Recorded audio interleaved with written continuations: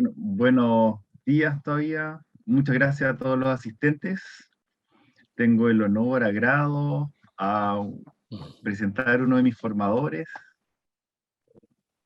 Eh, Muy contento de llegar a esta posición. Nunca lo pensé que iba a ser posible, pero todo un honor poder hacer la presentación a Eduardo.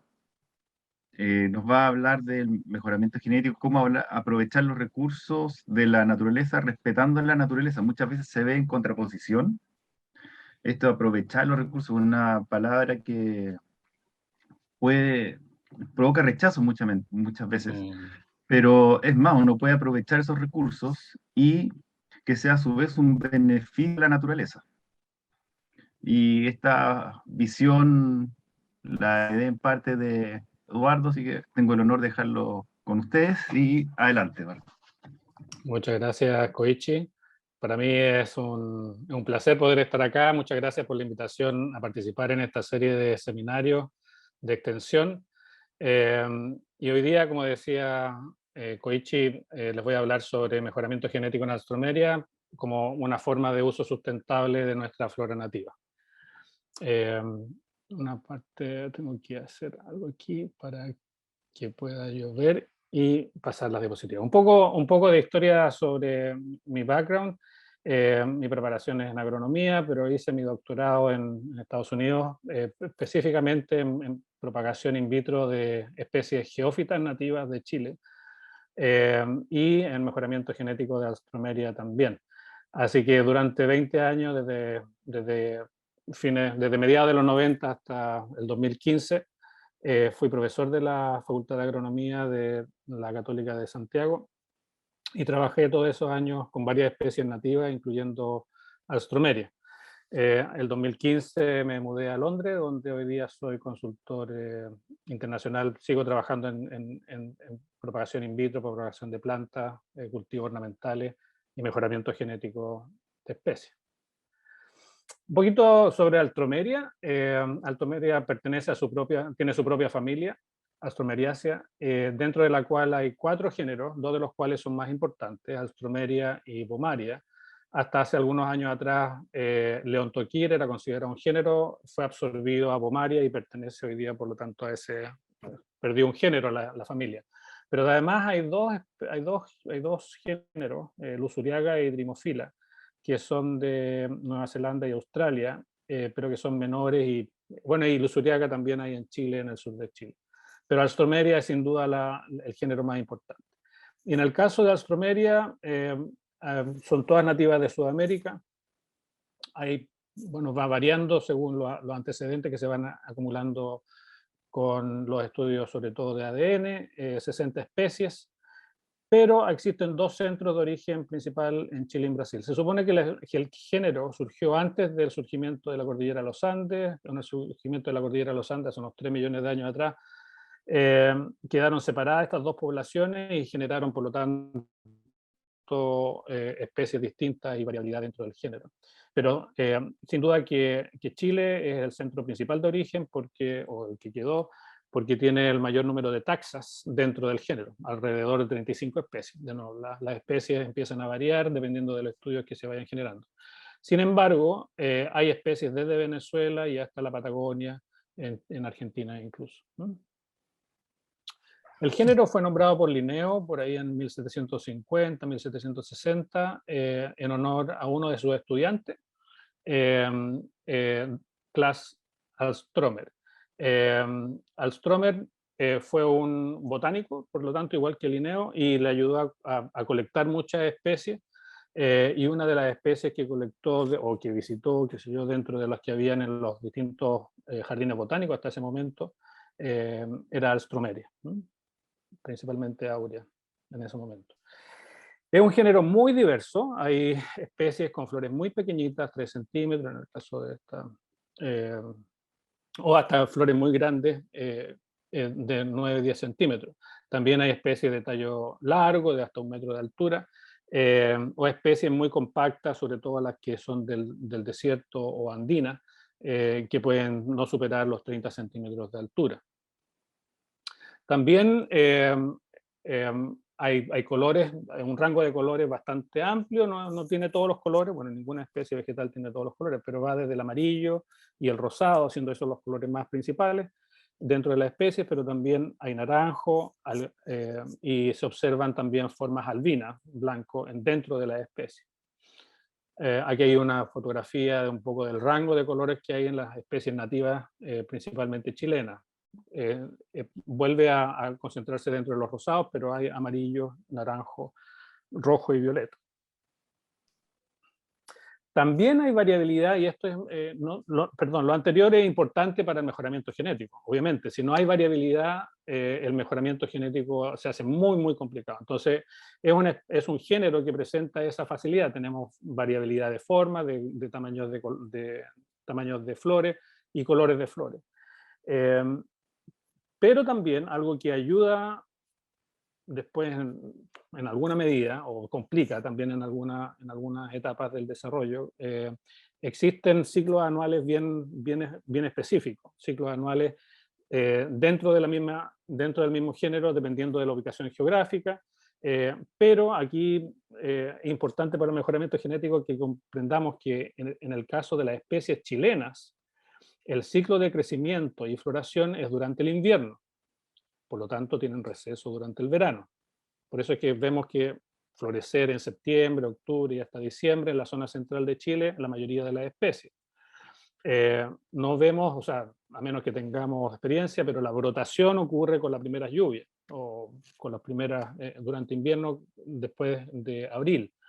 En cambio, en las especies brasileñas es todo lo contrario. El crecimiento y floración ocurre durante el verano. Por lo tanto, tenemos floraciones de febrero, marzo, abril.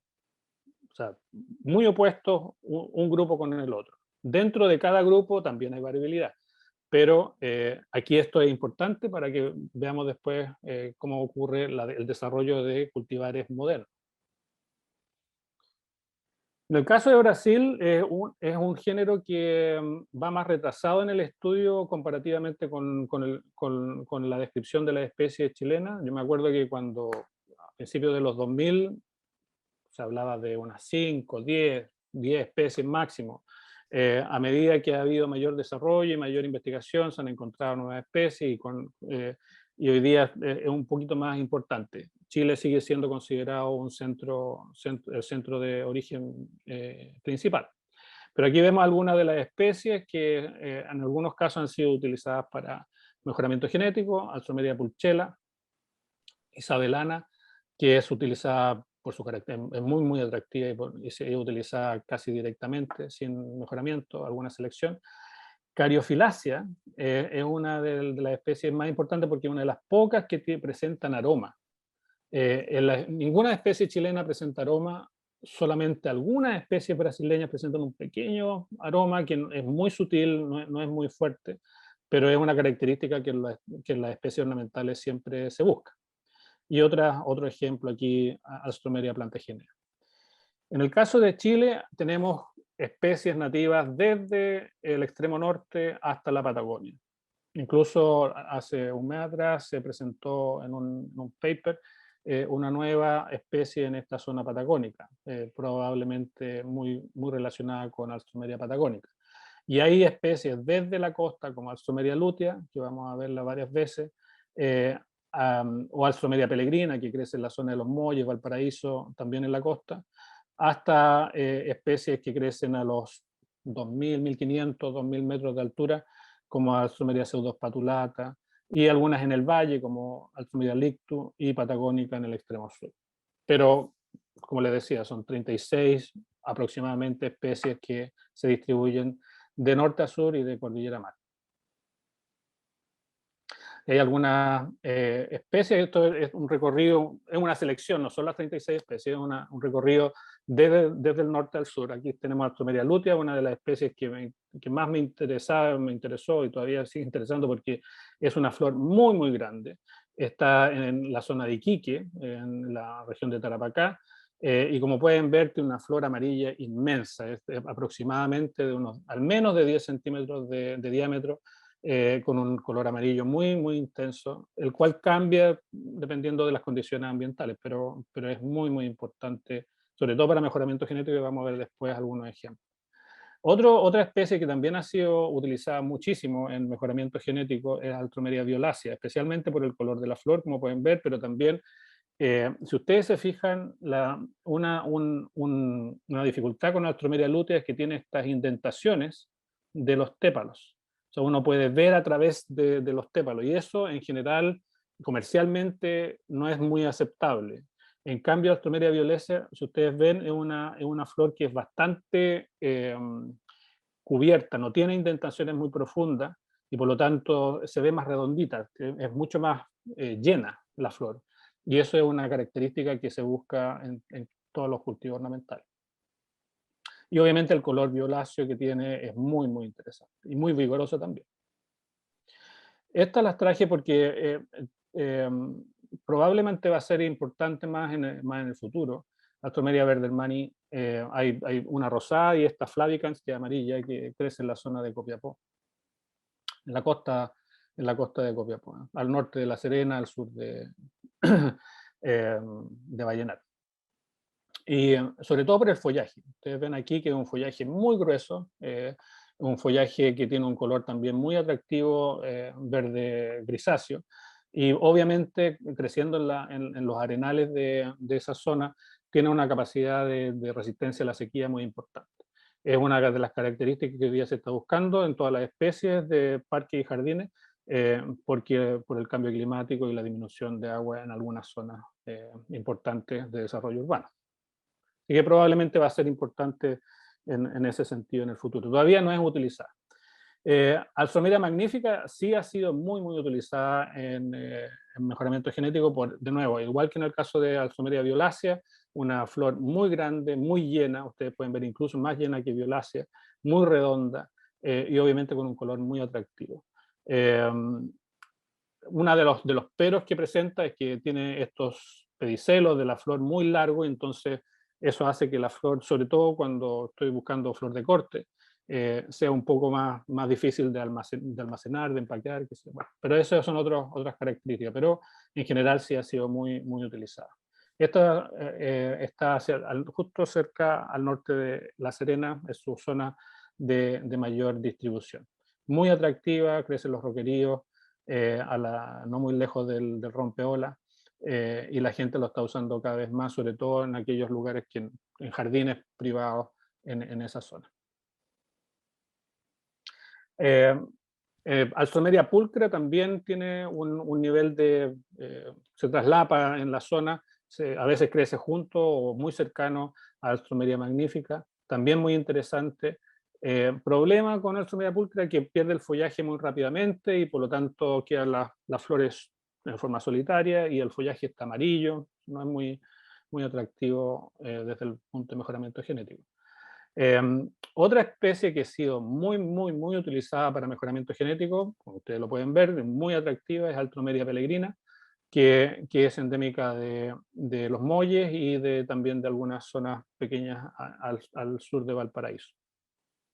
Tiene la ventaja de que también tiene una flor muy llena y se presenta en la forma típica, que es rosado, pero también presenta esta flor albina en unas poblaciones muy pequeñitas.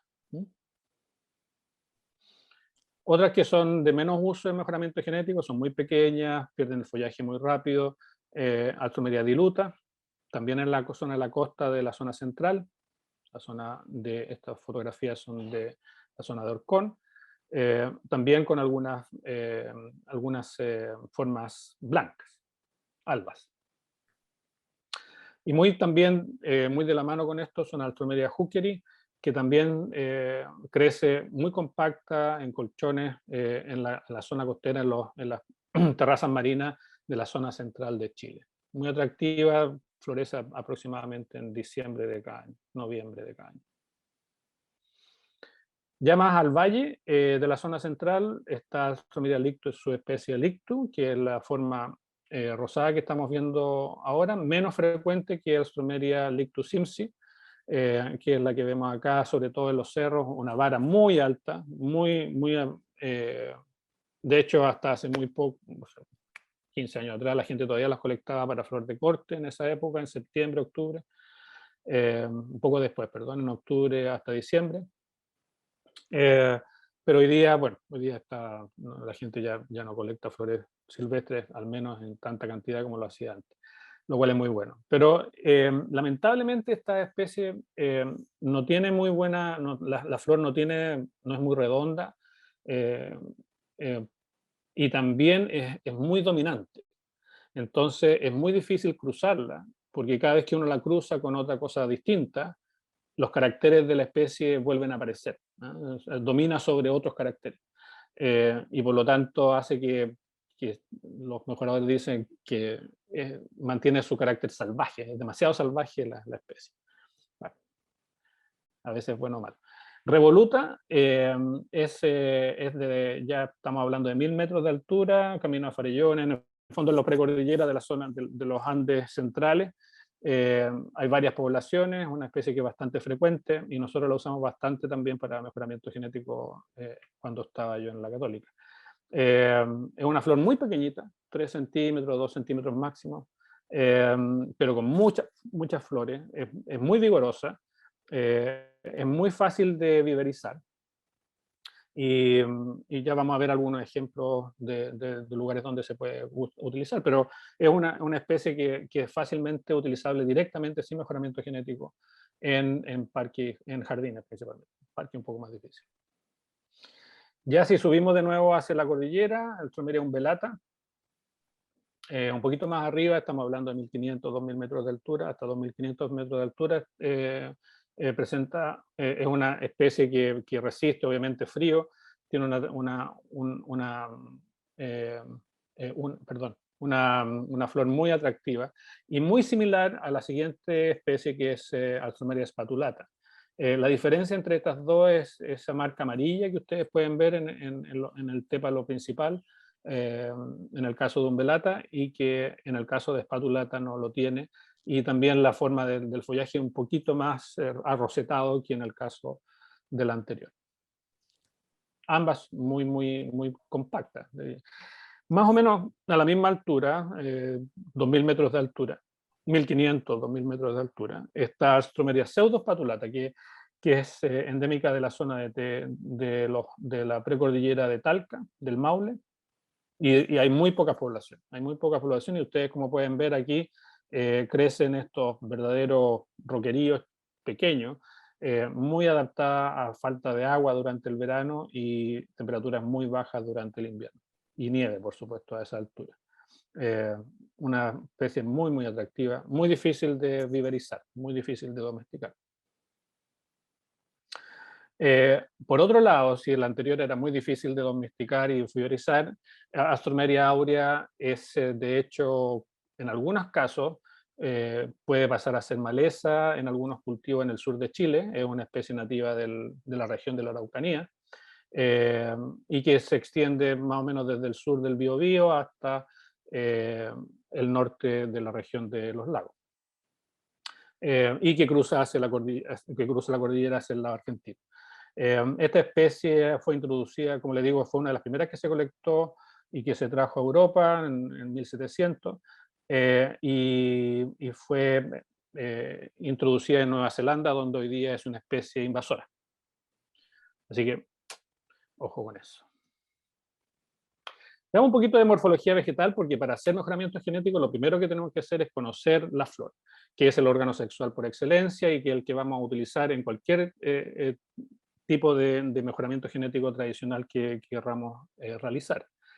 Me voy a concentrar en dos aspectos. Uno, la estructura de propagación natural que tiene la especie y la flor. En el caso de Alstroemeria se trata de una especie geófita, es decir, tiene una estructura específica, especial, subterránea, en este caso un rizoma, que es común para todas las especies, independiente si es del norte, del sur, como en este caso Verdermani o Aurea, o si es brasileña, chilena o de otras partes. Todo el género completo presenta este rizoma y estas otras estructuras que vamos a ver más adelante, que son de reserva. Desde este rizoma que vamos a ver, que está en esta zona, surgen estos tallos que pueden ser florales, como lo que estamos viendo acá, o vegetativos. Toda la estructura aérea surge de este rizoma. El rizoma finalmente es un tallo subterráneo, horizontal, un tallo subterráneo horizontal, que además almacena reservas, almacena carbohidratos, principalmente carbohidratos y agua. Y de ese tallo, que por lo tanto tiene nudos y entrenudos, surgen estos tallos vegetativos y algunos de ellos pasan a ser florales también. Pero de este mismo tallo, horizontal y subterráneo, también surgen estas raíces adventicias, que en algunos casos son fibrosas, como esta de acá, como la que tú estás viendo acá, o algunas veces estas raíces finalmente provocan un abultamiento y se transforman en raíces reservantes. Es importante eso porque para propagar una planta nosotros necesitamos tres cosas, pero dos cosas muy importantes. La primera son puntos de crecimiento, que en este caso los tiene el rizoma. En esta punta está el punto de crecimiento, punto de crecimiento, punto de crecimiento, pero este es el más importante. Y reservas, para que provoque energía para el crecimiento que nosotros queremos producir después de la propagación. Por lo tanto, puntos de crecimiento, aquí, en esta zona de acá, y reservas, en este caso, en las raíces reservantes, en el caso de la altromeria. La tercera cosa que tenemos que tener para mejoramiento genético es un estado fisiológico apropiado, que eso no nos vamos a meter en ese tema. De nuevo, entonces, si volvemos a ver esta misma fotografía, la diferencia que hay entre especies, todas tienen rizoma, pero la diferencia que hay entre especie y especie es el tamaño de este rizoma. Por ejemplo, en este caso, Altromeria verdelmani posee un rizoma que no supera los 3 centímetros de largo. Es como, como un medio meñique. Y de ese medio meñique, de estos 3 centímetros, surgen los brotes, surgen las raíces, o sea, todo se concentra y de ahí surge todo el crecimiento, tanto subterráneo como aéreo, surge de este pequeño rizoma. Eso es una excepción, porque la mayoría de las especies presentan este rizoma mucho más largo. Aquí estamos viendo 15 centímetros, 20 centímetros, o sea, ya en el fondo un tallo completo subterráneo. Y la mayoría de las especies, de las variedades cultivadas presentan un rizoma mucho más grande y una gran cantidad de raíces reservantes como la que presenta esta fotografía, como ejemplo. Eso es desde el punto de vista de la propagación. Desde el punto de vista de la morfología floral tenemos que tener en cuenta algunas cosas. Primero, que se trata de una flor zigomorfa, es decir, que no es, tiene un solo plano de simetría, que es acá. O sea, la parte derecha e izquierda son iguales, pero la parte de arriba y abajo no son iguales. Tiene 6 tépalos, todas las monocotiledóneas no tienen sépalos, así que se convierten en tépalos. 3 mayores en la base y 3 menores en la parte más superior.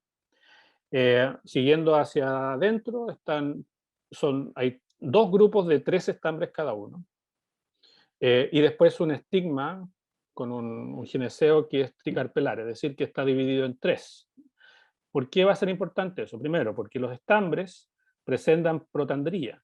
Protandría significa que los estambres maduran antes que el estigma, que la parte femenina. La parte masculina madura primero 3 estambres. Una semana, 2 semanas después, maduran los otros 3 estambres. Y 1 o 2 semanas después, justo cuando está terminando la madurez del segundo grupo de estambres, recién madura el estigma y se abre. Por eso es que es importante esto de que es un estigma trífido, porque nos permite visualizar cuando la parte femenina está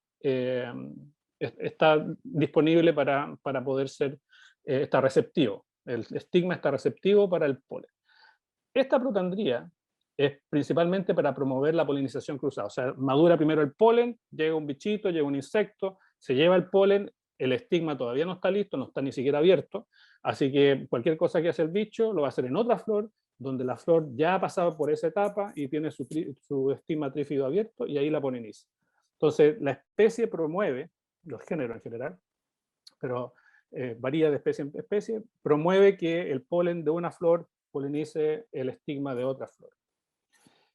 Luego que se produce la polinización, el fruto que se produce es una cápsula y dentro de esa cápsula se contiene alrededor de depende de la especie, de 30 a 60 semillas, ¿no?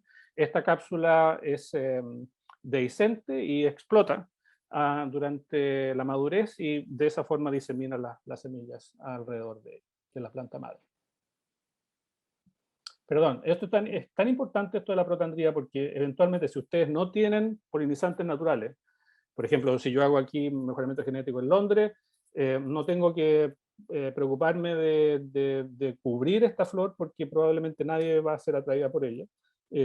Pero en cambio en Chile sí tengo que cubrirla después de hacer la polinización para que no llegue otro bicho con polen que no sé de dónde viene.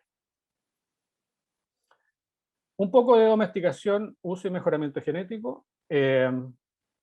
Solamente dejar en claro de que cuando uno quiere domesticar una planta, una especie, ahí sí, una especie, uno tiene que pasar por el estado de viverización.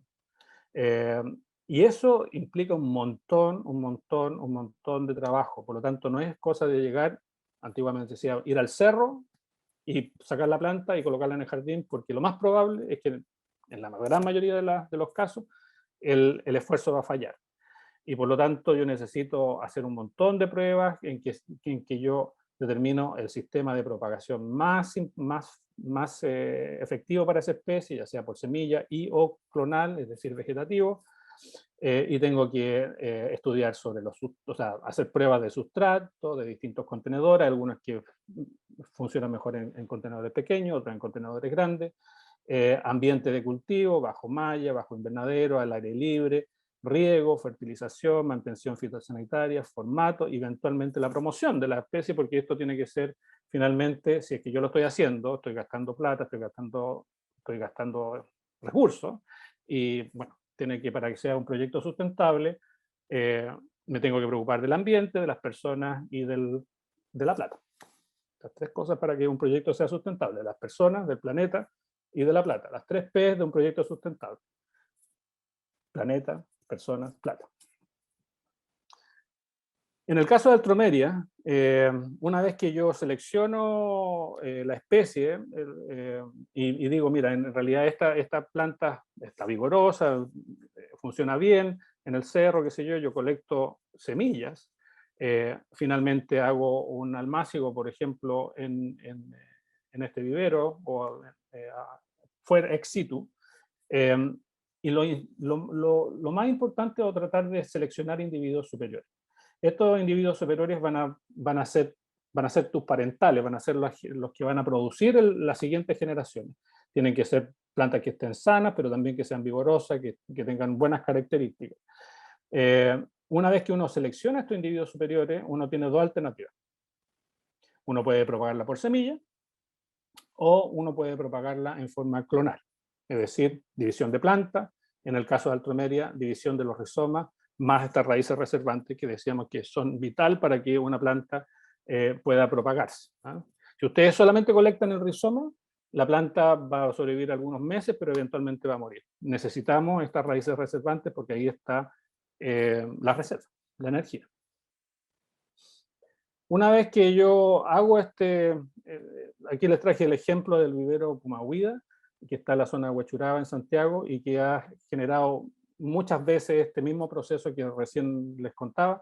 En este caso, para especies geófitas, se ha ido un poco, tiene una parte especializada en geófitas, sobre todo de la zona centro y norte de Chile, y en este caso, una Alstroemeria magnífica dentro de su geofitario que uno puede visitar todos los meses de agosto y septiembre de cada año. Durante el resto del verano siguen surgiendo de la primavera y incluso desde el invierno uno va viendo la sucesión de distintas especies que ahora se llama geofitario porque si ustedes se dan cuenta la principal diferencia en el caso de la geófita es que necesita muy buen drenaje, por eso está en una cama alta de 30 centímetros, y el tipo de suelo que ustedes pueden ver aquí permite un drenaje 100%. El sistema de riego que ellos ocupan acá es que se riega durante el invierno, como si fuesen, y durante el verano casi se separa el riego. Todo porque son especies nativas. En el caso de cultivares, eso es distinto. Ahora, si es que yo paso ahora a la parte comercial, Como les decía, Altromeria primero fue colectada y llevada a Europa y a otras partes en el siglo XVIII. Pero su uso comercial comenzó probablemente en la década de los 80 y su mejoramiento genético también comenzó durante esa época. Primero como flor de corte, que es todavía su uso más importante. Luego pasó, sobre todo en Estados Unidos, pasó a ser utilizada en jardines. Y últimamente, a partir de fines de los 90 en adelante, se han desarrollado cultivares compactos, enanos, que son utilizados para macetas. Un formato que es cada vez más, o sea, que es muy, muy popular aquí en Europa. En los jardines, los formatos de jardines son muy populares en Norteamérica y flor de corte en realidad es utilizada en todas partes, porque una de las características que tiene Alstroemeria como flor de corte es que tienen una alta durabilidad. Las flores duran al menos 10 días en florero, por lo tanto son muy utilizadas en restaurantes, cruceros, hoteles, etc. Pero cuando uno habla de un uso comercial de una especie, sí o sí necesita mejoramiento genético, porque el mercado le va a ir pidiendo distintos colores, vigor, el productor va a pedirle resistencia a enfermedades, que ocupe pocos pesticidas, que dure mucho en post cosecha, etc. Y todo eso significa que yo tengo que hacer algún tipo de selección. Por lo tanto, en el caso de Altromeria les voy a mostrar algunos sistemas de mejoramiento genético, algunos muy simples, que incluso cualquiera puede hacer en su jardín, y otros que son un poco más complejos. Un poco de historia, el mejoramiento genético tiene dos centros principales de desarrollo desde los 80 en adelante, como les decía. Uno en Estados Unidos, aquí vemos al doctor Mark Bridgen, debería haber puesto aquí el nombre a Mark, doctor Mark Bridgen, que fue mi profesor guía en mi doctorado y que ha colaborado con muchos programas de desarrollo genético de Altromeria en Chile. Tanto a la Universidad Católica como a la Universidad de Chile, ha colaborado estrechamente preparando gente y desarrollando técnicas en conjunto. Pero también en Holanda, donde hoy día continúa siendo importante, sobre todo, como les decía, para flor de corte, pero también para macetas como este cultivar que está acá abajo. Esta Alstroemeria Freedom la vamos a ver varias veces porque es uno de los cultivares que desarrolló el Dr. Bridgen en la década del 90 y que funcionó muy bien como parental en nuestro programa. En el caso de Alstroemeria, por lo tanto, como les hablaba, tenemos dos tipos de propagación. Una es la propagación sexual a través de semillas, que la puedo usar, no hay ningún problema de eso, y la propagación asexual a través de o clonal, que es a través de la división de los rizomas. Cuando yo utilizo propagación por semilla, generalmente implica diversidad de individuos, a menos que yo haga todos los cruzamientos a mano, uno por uno, y que es hiper caro, que es híbridos manuales, y que es muy, muy caro para el precio de esta planta, no da. Uno lo puede hacer en su casa, qué sé yo, como aficionado, como un vivero muy chiquitito, uno lo puede hacer, pero si uno lo quiere escalar comercialmente, va a ser bastante más. Por lo tanto, vamos a tener este resultado, esto como ejemplo, ¿no? Esto no es solamente una fotografía como ejemplo, que yo voy a hacer un almácigo y sin dirigir la polinización, dejo que las abejitas hagan sus cosas y obtengo una variabilidad muy grande dentro de la población que genero. Si volvemos al uso comercial, no podemos usar esto porque el productor, cuando me compre mis plantas, va a decir, oye, ¿tú tienes Alstroemeria Juanita? No, le tengo un mix. Oh, ¿tiene Alstroemeria Lucita? No, tampoco tengo Lucita, así que ¿y tiene Mireya o Nina? No, tampoco tengo un mix. Entonces necesito tener algo que sea consistente y siempre igual todos los años. Entonces, ¿qué es lo que hago yo? Digo, ok, hago polinización manual, escojo una planta madre y escojo una planta padre. Colecto el polen del padre y voy y hago yo de abejita. Le saco los estambres, qué sé yo.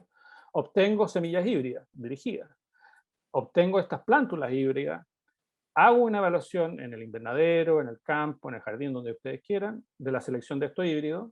Algunos van a ser distintos, otros van a ser más grandes, unos más chicos, unos más vigorosos, unos más débiles, etcétera, hasta que selecciono uno que me interese. Este es un ejemplo de un híbrido que se hizo con una especie nativa brasileña. Y aquí yo tengo, de nuevo, dos alternativas. Yo quiero producir esta planta, por lo tanto, la única forma que tengo para producir, le vamos a colocar el nombre, vamos a poner eh, Ricardo. Le vamos a poner esta, va a ser una flor Ricardo. Esta es la flor Ricardo. Necesita ser propagada clonalmente, porque yo no puedo repetir, o sea, por azar no me va a salir, no me va a salir Ricardo de nuevo, si es que yo incluso uso la misma madre y el mismo padre. E igual que nosotros, nuestros padres engendraron hijos y cada hijo siempre es distinto, siempre es distinto. Es imposible que por propagación sexual salga una a menos que, no nos vamos a meter en líos genéticos, pero a menos que los dos padres también sean homocigotos, ahí sí que funciona. En este caso no es el caso, son altamente heterocigotos. Bueno, por lo tanto, mi única opción para seguir propagando Ricardo, la variedad Ricardo, es propagarlo clonalmente, ese clon. Y ahí yo tengo dos opciones. Una es que pesco esta planta y todos los años la divido. ¿Cuántas plantas voy a obtener? 2, 3, máximo cada año. Por lo tanto, es súper lento y muy ineficiente. Por lo tanto, en el caso de alto medio. Por lo tanto, mi otra opción es la propagación clonal in vitro, en que puedo tener cientos o a veces miles de plantas por año, por lo tanto, haciéndolo mucho más competitivo. Pero, perdón, por lo tanto, eso es si es que ese cruzamiento, esto es muy importante, por favor pongan atención, eso es si este cruzamiento da origen a semillas. O sea, es compatible. Esa es la palabra clave. Compatible.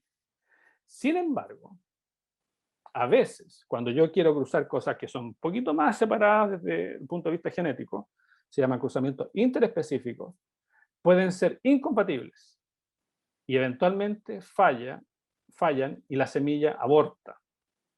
¿no? Aborta. Eso se llama barreras post-fertilización. ¿Qué significa? Es que yo pesqué el polen, lo puse en el estigma trífido, el polen viajó hacia el óvulo, hubo fecundación y varios días después, eso lo vamos a ver después, empieza a haber problemas. Aquí dice esta planta, que es la planta madre, dice aquí me están pasando gato por liebre, esto no es polen mío, este es un polen de quizás quién, chao, esta semilla yo no la voy a cultivar, porque esa es la forma, son barreras para mantener la especie. Entonces, ya. Entonces la planta madre dice, no, este polen no es mío, este hijo no es mío. Por lo tanto, empiezan a tener problemas. Pueden ser inconsistencias cromosomales, pueden ser incompatibilidad entre el embrión y el endosperma, es como si lo mismo que tenemos a veces en el caso de los mamíferos, o que el endosperma, el desarrollo del endosperma puede también fallar. Por lo tanto, ahí la única opción que yo tengo es hacer un rescate in vitro de los óvulos fertilizados. Por lo tanto, si ustedes lo llevan al caso de los mamíferos, es como si ustedes hicieran un cruzamiento, hubo fertilización, y antes que la planta madre, en este caso, se dé cuenta y empieza a rechazar por alguna de estas formas al embrión, yo vengo, lo pesco, lo saco y lo cultivo in vitro. Lejos de la planta madre, y por lo tanto la planta madre ya no puede generar ningún tipo de reacción contraria a ese óvulo fertilizado, que es una semilla en potencia. En inglés se llama in-óvulo embryo rescue.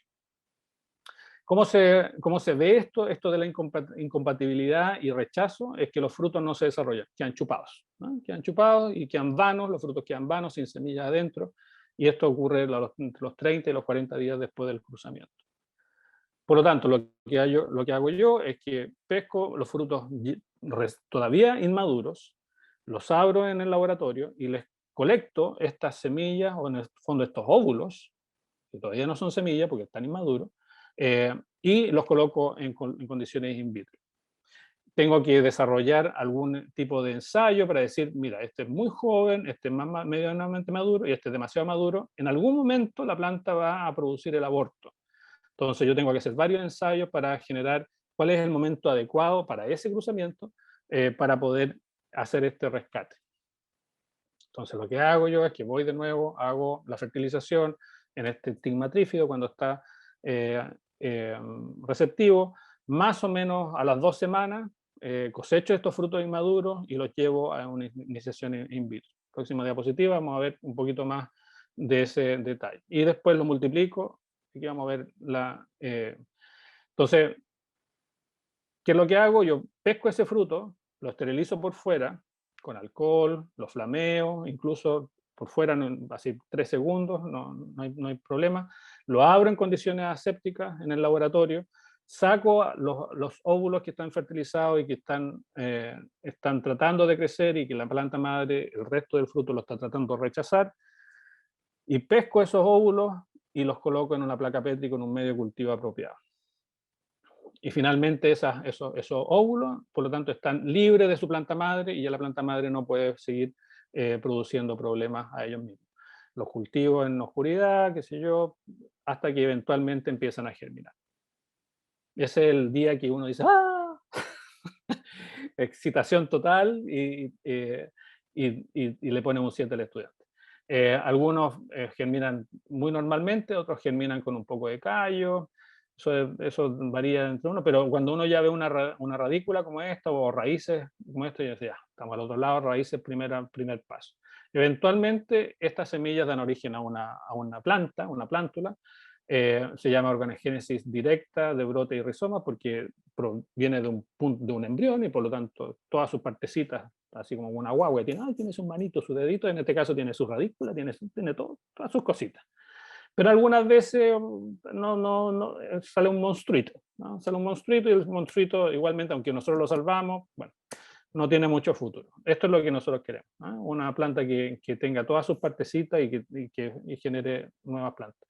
Una vez que eso ocurre, pasa por un proceso que se repite varias veces de multiplicación. Una planta da origen a dos plantas dan origen a 5 plantas dan origen a 10, 12 o 20 y así sucesivamente hasta que después de varios años, varios meses, uno tiene un set de plantas y esas plantas son las que se van al invernadero para propagarlo. Ustedes ven que en condiciones in vitro la planta genera un rizoma, genera los brotes, tal como ocurre en la naturaleza, pero mucho más chiquitito. Después esas plantas se tienen que aclimatar, se sacan de las condiciones in vitro, pero son plantas muy delicadas, así que hay que colocarlas en lugares específicos, con alta humedad y baja radiación, hasta que ya están más adaptadas y pueden pasar al invernadero. Y para terminar, aquí les traigo tres ejemplos de cruzamientos que hicimos en ese tiempo y que después han continuado realizando en la Católica. En este caso hicimos cruzamientos de planta madre con cultivar Freedom, con Revoluta, esta que crece camino a Farillones, a 1000 metros de altura, y surgió la primera variedad que es Altromerianina. Esa altromeria en general tiene una altura media, esto está en invierno, así que se titularon un poco, pero después vamos a ver algunas fotografías, y este es el primer año, entonces, perdón, esto fue la primera fotografía en realidad. Esto ya es el segundo año, las plantas estaban un poquito más altas y después las llevamos a campo que funcionaron mucho mejor.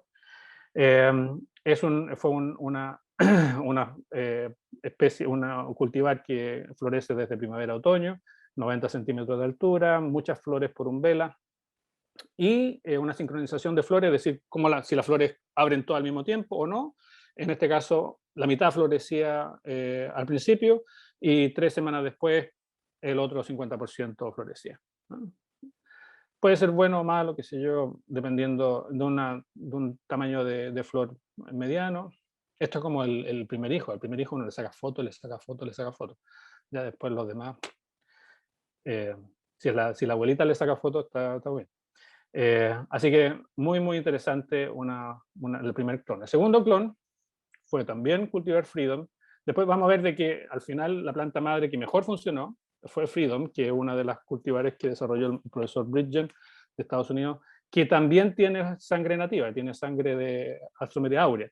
De hecho, aquí lo cruzamos con Alstroemeria aurea y originó esta variabilidad, que la nombramos Mireia. Nina en honor a mi abuela, Mireia mi madre. Y en este caso obtuvimos una planta un poquito de distinta característica, roja, y con una sincronización de 100% de las flores de la umbela. Aquí vamos a ver algunas flores. Y el último ejemplo, de nuevo Freedom, pero con lútea. esta planta que crece en Alto Patache, en la zona de Iquique, que de hecho está en peligro de extinción. Lo que hicimos aquí para obtener polen, porque lo usamos como donante de polen, fue algo bien, bien extremo. Hicimos tres cosas, perdón. La primera fue que obtuvimos polen y lo enviamos a Santiago vía aérea. Justo en el momento que nosotros sabíamos que iba a florecer para el 1 de noviembre la lutea, y lo cruzamos con Freedom en ese momento. Lo segundo, que en el mismo viaje se fueron flores, pero botones de flores. No colectamos plantas, colectamos botones de flores inmaduros. Y esos botones de flores inmaduros los colocamos in vitro y produjimos más plantas de lutea en Santiago, in vitro. Y la tercera cosa que hicimos es que les pedimos a la gente que estaba en Alto Patache que colectara semillas, y colectamos semillas, las pusimos in vitro y también volvimos. Bueno, y ahora Pablo Morales está haciendo un poco lo mismo, 10 años después, 15 años después, no sé cuánto, que también ha estado muy bien con la germinación de Alstroemeria lutea. Y dio origen a Silvia, que es mi tía, la mayor. Y aquí obtuvimos una planta muy, muy extraña, porque obviamente es una mezcla entre las dos, con pedicelos muy largos. De hecho es decumbente, tiene tallos decumbentes, o sea, podría ser una planta para colgante. Muy interesante, con indentaciones muy profundas, ustedes pueden ver aquí, lo cual no le gustaría a los holandeses, pero yo lo encuentro bien interesante. Obviamente lo dijo, uno siempre lo encuentra bonito. Pero con 3 colores dentro de la flor, muy, muy interesante. No muchas flores, pero de nuevo, muy, muy interesante.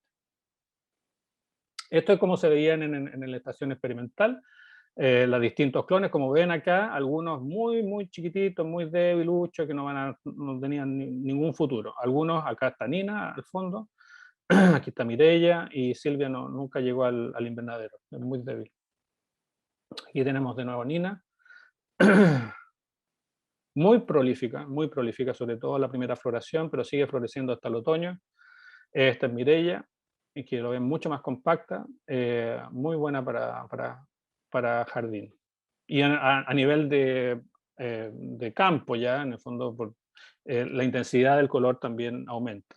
Y este es Silvia, perdón, sí llegó a este lugar. Pero aquí se puso menos decumbente, se puso un poco más erecta. Ustedes ven de que las floraciones son mucho más, están más separadas, ¿no? Pero sigue siendo muy, muy atractiva. Y salieron otras más que aquí les quería presentar, que bueno, estas son las que no pasaron a la siguiente etapa. Hoy día, este programa lo continúa la profesora Marlene Gebauer en colaboración con el ingeniero René Torres, que también tiene su propio mejoramiento, hace sus propios cruzamientos. Pueden ver parte de sus resultados en su cuenta de Instagram, René LTD.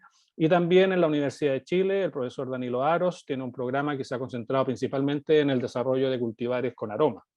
Él utiliza mucho cariofila, que en el fondo es cariofilacia, que es la especie nativa de brasileña que yo les comentaba. Ok. Pueden ver algunas más de mis aventuras por estos lados en The Gardener, que es mi cuenta de Instagram también. No sé si tenemos tiempo para preguntas. Habían varias en el chat. Sí, bueno, antes que todo, darle las gracias a Eduardo, muchas gracias por la presentación. Para los que no sepan, Eduardo está en Londres en este momento dando la charla, y justamente eso es una de las cosas buenas que ha dejado la pandemia, que nos ha permitido acostumbrarnos más a estas tecnologías, ¿ya? Así que muchas gracias, Eduardo. Muchas gracias también a todos los participantes.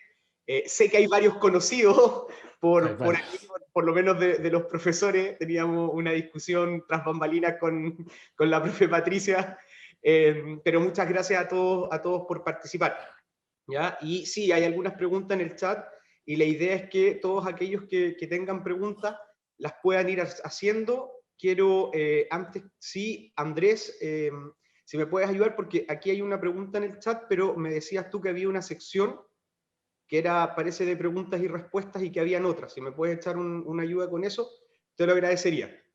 ¿Ya? Hay una sección que tiene las iniciales Q y A, para todos quienes quieran realizar las preguntas, porque el chat está habilitado para ciertas personas y esa sección está para todos. Ok, ¿y esa dónde encuentro para ver las preguntas del...? Eh, Sale al lado, en la parte de abajo, ¿Ya? al lado donde dice participantes. Sí. Por mientras, Hay una pregunta. Lucía Galut, Ah, sí, hay respuesta, ahí está. sí, pero no hay preguntas. Lucía dice, ¿cómo hacen para saber qué individuos van a ser los compatibles para hacer los cruzamientos y evitar que haya aborto? Por prueba y error, saludos de Río Cuarto, Argentina. Muchas gracias, Lucía. Sí, es prueba y error. Lo que hemos descubierto es que cada especie también tiene niveles de éxito distintos. Por ejemplo, Alstroemeria lutea, hoy día René Torres continúa haciendo cruzamientos con estas plantas que fueron cultivadas de esa forma que les decía en Santiago. Hoy día ya están en flor y producen polen. Y él sigue continuando, sigue utilizando ese polen para hacer cruzamiento y siguen saliendo nuevos cultivares. En cambio, hay otra Alstroemeria aurea, a veces funciona, a veces no funciona. Entonces es principalmente por prueba y error, como bien dices tú. Ok. Si alguien tiene más preguntas, por favor, las van dejando en el chat. Hay también en el chat varios agradecimientos por el trabajo. Aquí Perfecto. llegó una, Evalia pregunta, ¿cuál es el medio de cultivo apropiado para el rescate de embriones? Saludos. Perfecto. Muchas gracias, Adelia.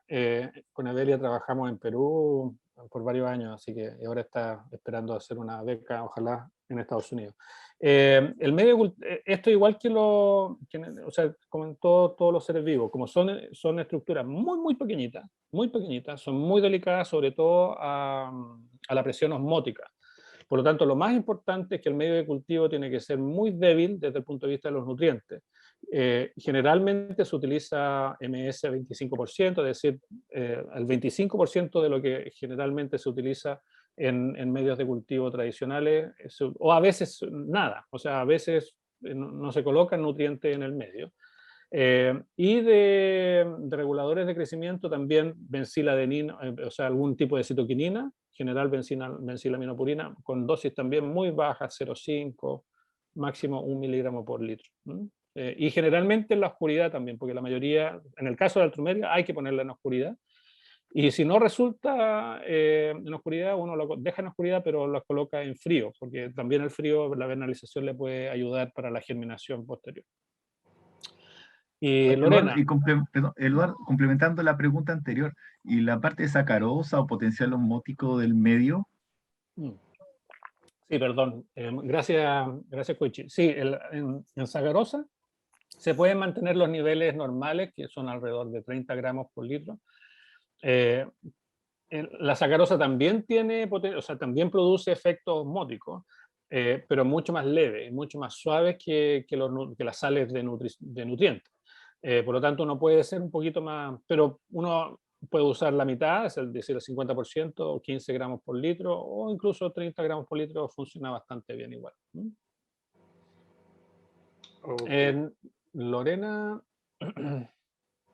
pregunta, uno de los aportes diferenciadores importantes a lo que hicieron los holandeses, por lo que entendí, es que ellos se basaron solo en Alstroemeria aurea. No, sí, esa parte me gustaría aclararla.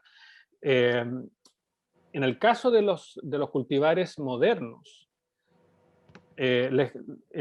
todos tienen un cruzamiento en algún momento entre especies nativas chilenas y especies nativas brasileñas. Con eso, porque ¿qué pasa si uso solamente especies nativas chilenas? Tengo una maravillosa flor, floración en invierno, pero el resto del verano y el otoño la planta está en receso, es decir, se murió, o sea, desapareció la planta. Desaparece la parte aérea de la planta. Si yo cultivo una especie brasileña, me ocurre lo mismo, pero en invierno. En invierno desaparece la planta, recién en primavera empieza a aparecer y florece en verano. Entonces lo que se hizo es que se cruzaron especies nativas chilenas con especies nativas brasileñas y se cancelaron mutuamente los periodos de receso. Entonces, ese es el mayor avance que obtuvo estos cruzamientos interespecíficos, que solamente son posibles de hacer con rescate de embriones, que el rescate de óvulos fertilizados, que les expliqué hacia el final de la presentación. Porque obviamente hay rechazo en especies que están muy distantes genéticamente, también geográficamente, pero genéticamente, y con eso se logró hacer estos híbridos. Y ese es el mayor avance de los holandeses. Hoy día lo que sí los holandeses no están haciendo, solamente están cruzando entre lo que ya tienen. Muy poco de introducción de otras especies, sobre todo de las menos conocidas, que son las del desierto de Atacama y de los Andes, ¿no? Sobre todo para variedades compactas. ¿No? Ok. Aquí hay otra pregunta de Delia. Desde propagación clonal, ¿cuánto dura el ciclo hasta la primera floración? Muy buena pregunta. Desde que yo coloco la planta, desde que yo aclimato la planta, no voy a contar todo lo que pasa antes del proceso de propagación in vitro, que puede durar un año y medio, 2 años, desde que se, desde que se hace la obtención de los óvulos. Pero cuando ya sale la planta de in vitro, una planta se aclimata y si está en perfectas condiciones podría florecer el primer año, después de un año. Pero la mayoría de los casos demora 1 año y medio y con mayor seguridad son 2 años. Es como una planta de semilla finalmente. Entonces son plantas muy chiquititas y que requieren tener una biomasa mínima para poder florecer. Entonces, a menos que esté en invernadero, con calefacción, qué sé yo, con condiciones muy controladas, podría florecer en 1 año, pero la mayoría de las veces florece, y con mucha fertilización, pero la mayoría de las veces florece al año y medio o 2, ¿no? Después de salir in vitro. Ok. Muchas gracias, Eduardo. No sé si hay más preguntas, si alguno de los participantes tiene alguna pregunta. Acá parece que... Sí, Fernando García. Fernanda García, ¿cuáles serían las Fernanda mejores hormonas para el medio de multiplicación? Sí, muy bien. Benzilaminopurina, BAP, benzilaminopurina, que es una citoquinina, es la que mejor ha funcionado. Dependiendo del genotipo, varía entre 2 miligramos por litro y hay algunos genotipos que responden muy bien hasta 6 miligramos por litro. Entonces hay que hacer de nuevo prueba y error, pero al mínimo sería 2 miligramos por litro de benzilaminopurina sobre medio MS tradicional. A veces a la gente le agrega un poco de ácido indolacético, ácido butírico, perdón, ácido indolbutírico, pero es 0,1, 0,5 miligramos, muy poco, y muchos de los genotipos no lo requieren. Lo más importante es la citoquinina en este caso, y son de niveles de entre 2 y 4. Eso. Ok. Muchas gracias, Eduardo. Yo tengo una pregunta y pedir un poco que hable un poquito más del tema. ¿Las variedades que lograste, las registraste en Chile o son patentes? Y si puedes mencionar un poco la diferencia entre patente y registro, y volver a mencionar el aporte que ha hecho McVillian de permitir que sus variedades se puedan ocupar. Destacarlo aquí frente al público presente. Absolutamente. Bueno, estas variedades, uno tiene la opción de, como dice Koichi, uno las puede registrar, que eso es, yo te diría que probablemente en el 100% de los países del mundo uno puede registrar un registro de variedad vegetal, ¿no? Y que tiene su nivel o su oficina de registro específico para plantas, que son solamente para plantas, no son para, que están aparte en el fondo del resto de las invenciones. Si usted inventa en una máquina, eso es la oficina de patentes. Ahora, en Estados Unidos y en Canadá y ahora en Europa, además existe la oficina de patentes. De hecho, en Estados Unidos no existía el registro de variedades vegetales. En el fondo, si uno inventaba una planta, tenía que ir a la oficina de patentes. Y así ocurre todavía en Estados Unidos y genera una patente, igual como si fuese una máquina, y uno obtiene una patente industrial. Hoy día, a partir del año 2000, creo que Estados Unidos también tiene registro de variedades vegetales, pero la gente en Estados Unidos la usa muy poco. Opuestamente en Europa, y como en el resto del mundo, los países y la Unión Europea en este caso, tiene oficinas de registro de variedades vegetales, independiente del resto de las invenciones industriales o de cualquier otro tipo. Pero también, más o menos en el mismo tiempo que Estados Unidos, también se abrió la posibilidad de patentes. Opuesto a Estados Unidos, casi nadie usa patentes en Europa, y lo que se utiliza son los registros de variedades vegetales, los famosos PBR. Registro de variedades. Entonces, ¿qué es lo que pasa ahí? Es que estas oficinas, que son gubernamentales, te dan uno registra su invención y uno tiene derecho de obtener, de controlar su propiedad. Es como un libro. Si yo escribo un libro, yo decido a quién se lo entrego, a quién lo publica, quién lo imprime y cuántas veces, cuántas copias se imprimen. Soy yo el dueño. Y cuánto voy a cobrar por cada libro como dueño de mi invención intelectual. Es lo mismo en el caso de las plantas. Yo paso a ser dueño de esto y recibo un royalty por cada planta que produzco. En el caso del doctor Mark Bridgen, que es uno de los mejoradores genéticos en Estados Unidos, él hizo muchos cruzamientos con variedades comerciales, pero también con especies nativas chilenas en los 80, en los 90. Las últimas variedades fueron de los 2000. Como parte de un retorno de haber utilizado especies nativas chilenas, él no cobra royalty a productores o viveros o particulares chilenos que utilicen sus plantas. O sea, hay libertad para utilizar sus genotipos, tanto en multiplicarlos como utilizarlos de cualquier forma que uno los quiera. Principalmente venderlos y multiplicarlos.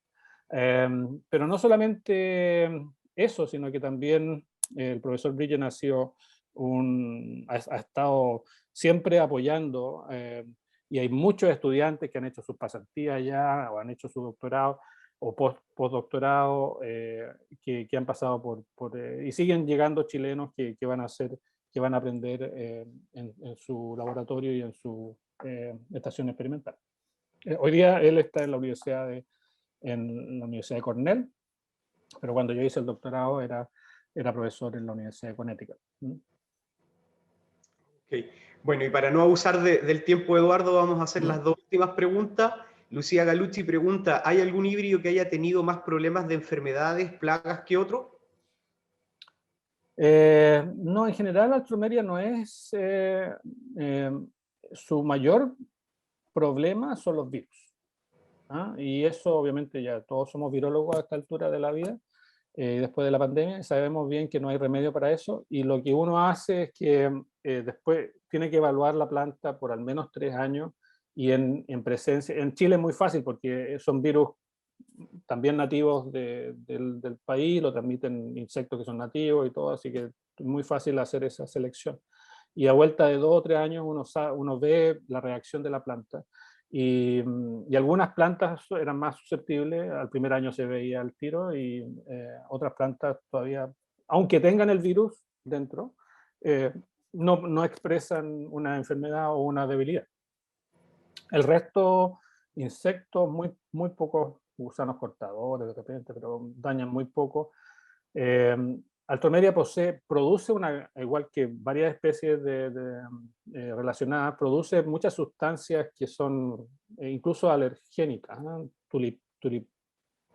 tulipinoides. Los tulipanes también producen, y hay gente que puede ser alérgica a la piel. Entonces yo creo que por ahí va un poco su capacidad de resistencia a insectos al menos, y enfermedades, los virus son lo único que tienen. A veces roya aparecen, pero muy poco. Muy poco. Ok. Y bueno, finalmente Francesca pregunta que las astromerias requieren medios de inducción de rizomas o solo medios de enraizamiento cuando son in vitro, y cuáles serían las hormonas para estas etapas. No requiere. Hay otras especies geófitas que requieren cambio, o sea, uno multiplica los brotes, multiplica brote, y después pasa esos brotes a un medio de inducción de la estructura subterránea, que en este caso serían los rizomas. En el caso de Alstroemeria no. El mismo medio de multiplicación genera brotes, pero son los rizomas. Genera rizomas sin necesidad de hacer cambio de medio de cultivo. Así que ese es un problema menos. Lo que sí es que después de que uno tiene, qué sé yo, la cantidad de plantas que uno quiere, 1000, 2000 plantas, esas plantas tienen que pasar a un medio de enraizamiento. Y en general, de nuevo, depende del genotipo, el medio de enraizamiento que mejor funciona es dejarla en medio MS sin ninguna hormona, ¿no? Y con la mitad del azúcar que uno, o sea, en el fondo hacerla pasar hambre un poco. O medio 50% de MS también funciona muy bien. En el fondo pasan y la planta reacciona aumentando o generando raíces porque hay muy poco nutriente disponible. Entonces lo que hace es aumentar la superficie de absorción y ahí genera más raíces y ahí quedan listas para la aclimatación. Ok, muchas gracias, Eduardo. Bueno, por mi parte, agradecerte para los que no han participado de las otras charlas, toda esta presentación, esta serie de presentaciones que hemos tenido acerca de Flora Nativa se enmarcan en un proyecto de difusión y vinculación que tenemos con los profesores, con los académicos Patricia Peñalosa y Koichi Vidal, y que estamos invitando a distintos expertos que han trabajado en Flora Nativa a presentar, a contarnos de su experiencia, a presentar sobre su trabajo. Así que una vez más, Eduardo, muchas gracias por tu participación, y Koichi, no sé si quiere decir algunas palabras para el cierre. Repetir el agradecimiento y honrado de poder vernos nuevamente y Muchas gracias. esperamos seguir contando con tu gran apoyo en esta área, aunque Sin esté problema. físicamente lejos, yo sé que sigue intelectualmente bastante cercano también. Así es. Muchas gracias a ustedes tres por la invitación, el mejor de los éxitos en el proyecto, y ojalá que esto haya servido para inspirar a algunas personas por ahí a empezar a hacer sus cruzamientos e inventar cosas nuevas.